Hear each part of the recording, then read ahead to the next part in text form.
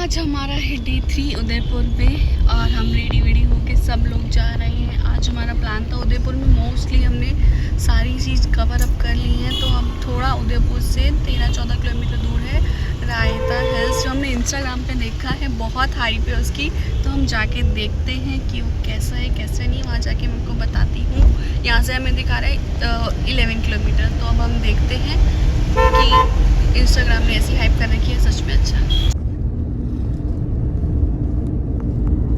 ये है हमारा रास्ता रायता हिल्स जाने का, जो बहुत ही सुंदर और खूबसूरत है सच में। लेकिन यहाँ पे यार बहुत अच्छा लग रहा है। अगर आप आओ उदयपुर ना, यहाँ ज़रूर आओ। Guys look at the view यार, वाओ। ऐसा लग रहा है मैं शिमला मनाली जा रही हूँ, लेकिन मेरा मैं उदयपुर में हूँ। Look at the view guys, I don't know video में कैप्चर हो रहा है या नहीं हो रहा, लेकिन बहुत अच्छा व्यू है। लोग ना पहाड़ पे जा रहे हैं, तो बूट्स पहन के मैं ट्रैकिंग कर रही हूँ। यहाँ पे मैं पहुँच चुकी हूँ। यहाँ से व्यू देखो, वाह। ऐसा लग रहा है मैं आसमान में पहुँच चुकी हूँ। कहाँ पे है दुनिया पता नहीं। यहाँ से जा रहे हैं इतनी अच्छी जगह छोड़ के, इतनी पहाड़ी है, बूट्स पहन रखे हैं। बहुत डिफ़िकल्ट हो रहा है उतरना, माँ, लेकिन उतरना तो पड़ेगा। वहाँ पे वो सब मेरा वेट कर रहे हैं। यहाँ पे बहुत ऊपर भी जा सकते हैं, लेकिन यार सेम ही है, तो फिर ऊपर जाके क्या फ़ायदा, जितनी ऊपर जाओगे फिर वापस आने में उतना टाइम लगेगा। लेकिन बहुत अच्छा है रायता हिल्स। आओ, लेकिन दिन में आओ, रात में नहीं आओ, क्योंकि रात में रास्ते बहुत वन वे ही है, पतली सी सड़क है और पहाड़ है, दोनों आसपास खाई है। तो इट्स बेटर कि अब दिन में आओ और सुबह सुबह आओ, मस्त व्यू है।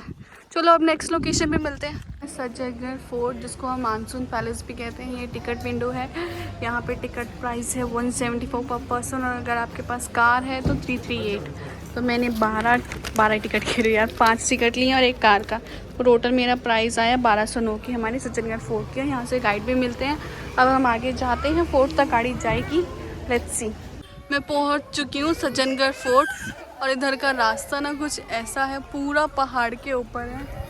Let me show you. यहाँ से ढलान है, और वो देखो यार, मतलब पहाड़ की चोटी के ऊपर बना हुआ है। बिल्कुल सामने से गाड़ियाँ आ रही हैं।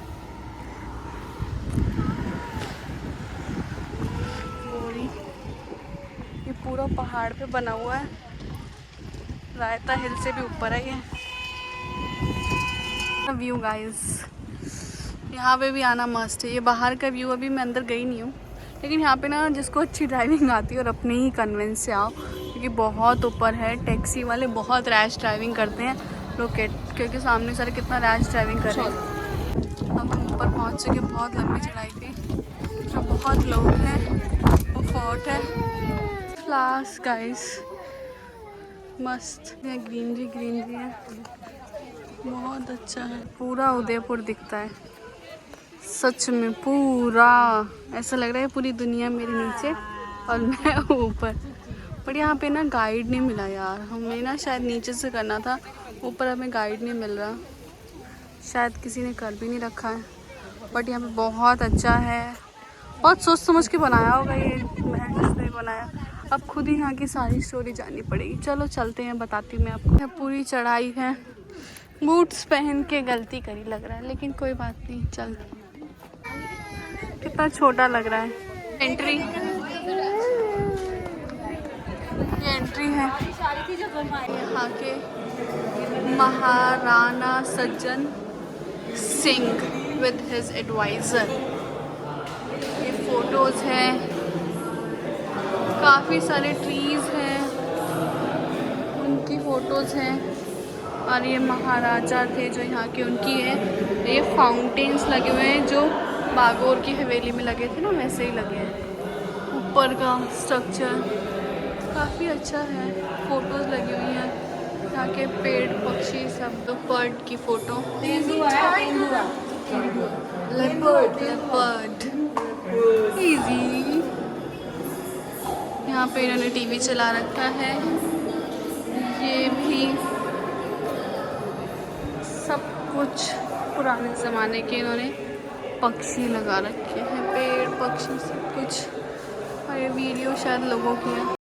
बहुत ज़्यादा बारिश आने लग गई है। सज्जनगढ़ फोर्ट वैसे इतना अच्छा व्यू है। फोर्ट तो लाइक खाली है, बहुत कम चीज़ें हैं यहाँ देखने के लिए, बट अगर आपको व्यू एंजॉय करना है तो आप आ सकते हैं।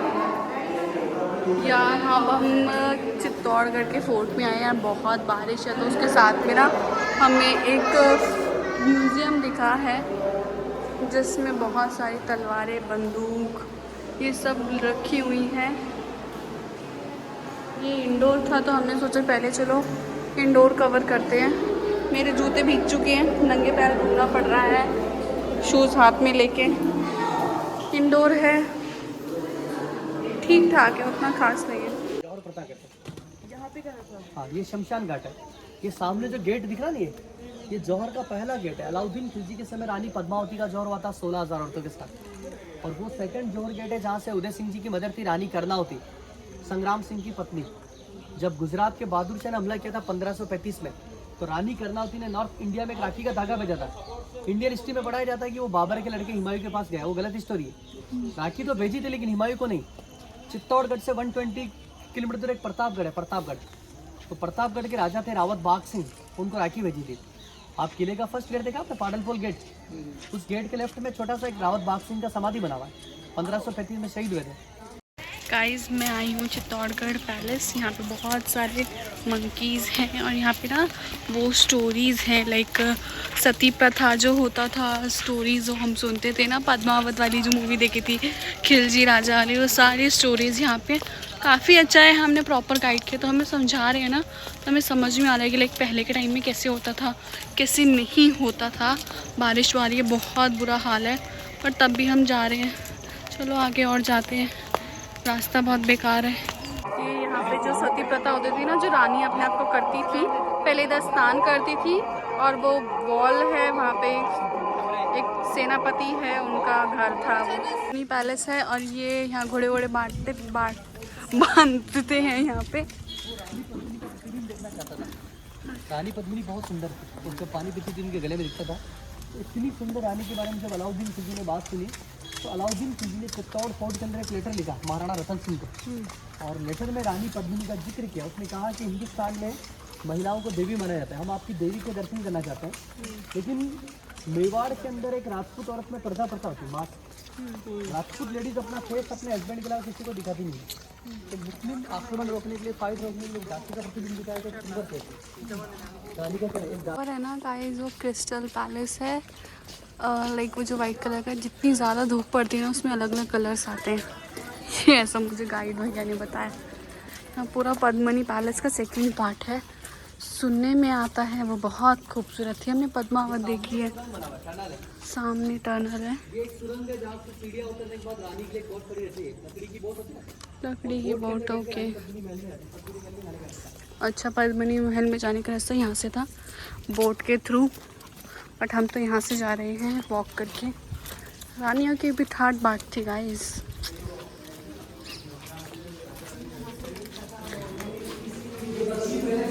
ये पद्मिनी पैलेस है।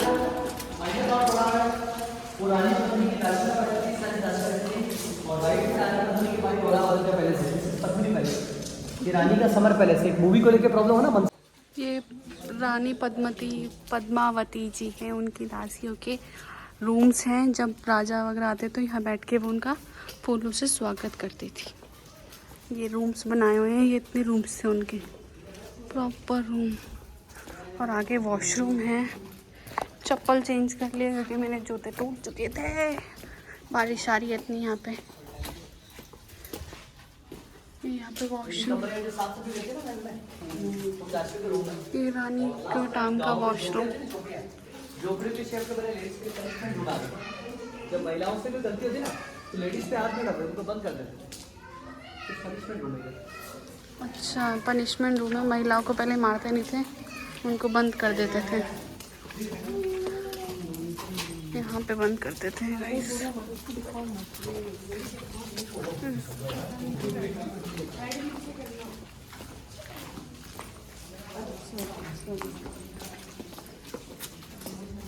हम आए हैं ये युद्ध का मैदान। लेट्स सी कैसा है।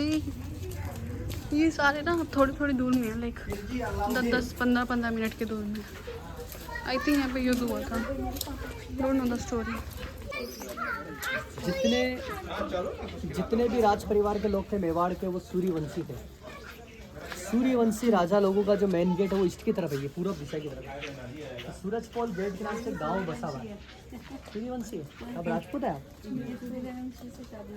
तो बहुत अच्छी बात। ये भगवान आदिनाथ को समर्पित है। श्वेतांबर होता है शांतिनाथ, जो श्वेत कपड़े पहनते, ये दिगंबर आदिनाथ का टावर है। इसके अंदर 1001 दिगंबर जैन का मूर्ति बना हुआ है। 1001। इसका दरवाजा देखिए आप, 2.5 फीट का दरवाजा है। इसलिए 30-35 साल पहले आर्कियोलॉजी डिपार्टमेंट ने इसको बंद कर दिया है। तो भगवान आदिनाथ को समर्पित ये कीर्ति के लिए बनाया गया, कीर्ति स्तंभ कहते हैं। चित्तौड़गढ़ से निकल चुके थे। अब हमें हो चुकी है रात, 8 बज चुके हैं रात के। आते आते हम बहुत टायर्ड हो चुके थे। अब रास्ते में हम रुके हैं।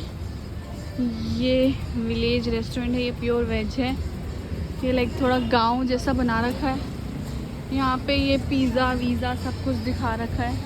मॉकटेल कॉफ़ीज़ वगैरह जो भी दिल्ली वाली वाइब आ रही है यहाँ पे। चाइनीज़ फूड, नेताजी की चाय, सब कुछ है। लेकिन आई थिंक ये फूड कोर्ट है, आई थिंक सो, जहाँ तक मैं समझ रही हूँ। चलो हम यहाँ पे कुछ खाते पीते हैं और फिर देखते हैं। यहाँ पे फाउंटेन भी है। सुबह से घूम घूम के ना शक्ल की बैंड बज चुकी है, बाल तो ऐसे हो चुके हैं। और सबसे ज़्यादा मेरे स्लीपर, यार मेरे बूट्स ना टूट चुके थे। इसकी वजह से ना मुझे मम्मी की पता नहीं कौन सी ज़माने की स्लीपर है, मुझे लेनी पड़ी। बिल्कुल सॉक्स और स्लीपर ऐसा लग रहा है। यहाँ डैडी और बाकी सब वॉशरूम गए हैं। थोड़ा वॉशरूम वगैरह जाती हूँ मैं भी।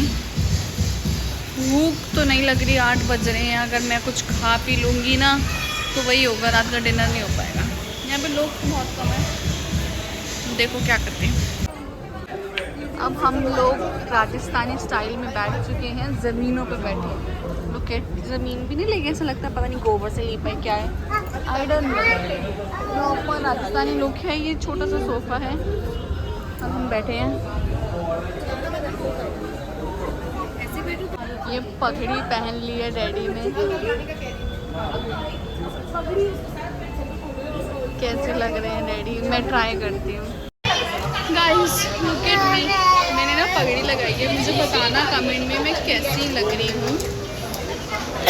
नीचे बैठी हूँ पगड़ी में, बहुत मेरे को ऐसा लग रहा है कि मैं कूल दिख रही हूँ। अब हमारा खाना आ चुका है। हमने मंगाया था दाल मखनी और दम बिरयानी और तंदूरी रोटी। मेरे को बिरयानी खाने का मन था इसलिए मैंने रोटी नहीं मंगाई। अब देखते बिरयानी का टेस्ट कैसा आता है। बाकी मुझे पूरी वैसी वाइब आ रही है, लाइक जैसे होता है चौकी खाने टाइप। बिल्कुल बहुत अच्छा है। ये हमारे रास्ते में पड़ेगा, रास्ते में पड़ा है पधारोसा होटल का नाम है, बहुत अच्छा। ये प्लेट कुछ ऐसी लग रही है। ये है पनीर बिरयानी, कर्ड, सैलेड और है दाल मखनी।